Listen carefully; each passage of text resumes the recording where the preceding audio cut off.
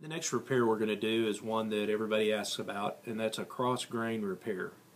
A lot of the repairs that we show are with the grain. Those are fairly simple to repair. I like to think that a cross grain repair is just as simple. So we're going to go ahead and in this area here we're going to make a cut with the knife, and we'll make a cross grain scratch or defect to repair. That cut. Alright. Okay, so we have a nice deep gouge, cross grain, and a lot of people find this difficult to repair because it is cross grain. But if you think about it, what we're going to do is we're going to fill it in the normal manner with the burn-in, and where the ease of this repair, in my opinion, comes in is what we want to do is duplicate these grain lines, and so we want to use short grain lines. Another critical thing is let's keep the repair, it's not get it larger than it is. So we have this repair. I'm going to go ahead and burn in on it.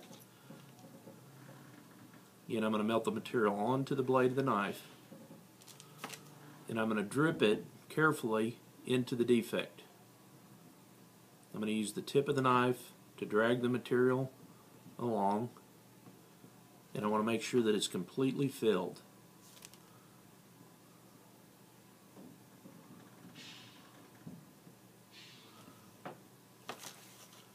We'll let that cool just a second. We're going to come back with the burn-in lube. We're going to put around the surrounding area.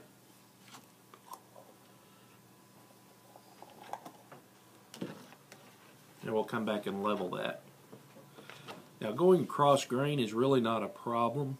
In fact, when I teach people that are not real experienced with burn-in, a lot of times I recommend they go across grain.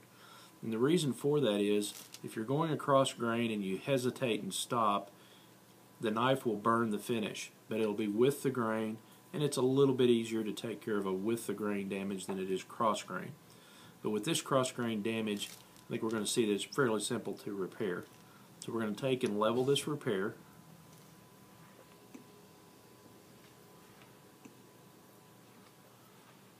A lot of times the direction of the damage actually dictates which way we go with the knife. Okay, I'm checking that for level. It seems to be pretty level. Again, I'm going to take some 600 grit sandpaper, just a small piece, and we're going to sand this area very lightly and briefly. Don't need to sand a lot.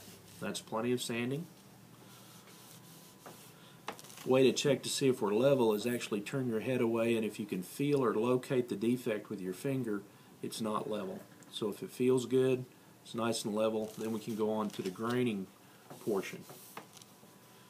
On this particular repair, we're going to use a graining pin because it has a nice sharp point. It allows me to put down a very precise grain line. We're going to start at one end of the repair here, and we have this strong grain coming through here. We're going to come in and just put down a couple of little fine grain lines. You'll see how that breaks up that line where it really makes it difficult to see the repair.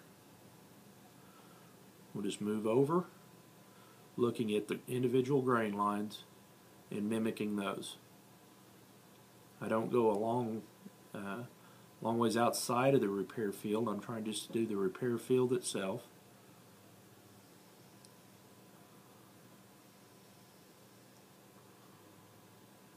Key to this repair is we chose a color that's very close to the background color. That's the lightest color we see. And we'll come in and put those lines.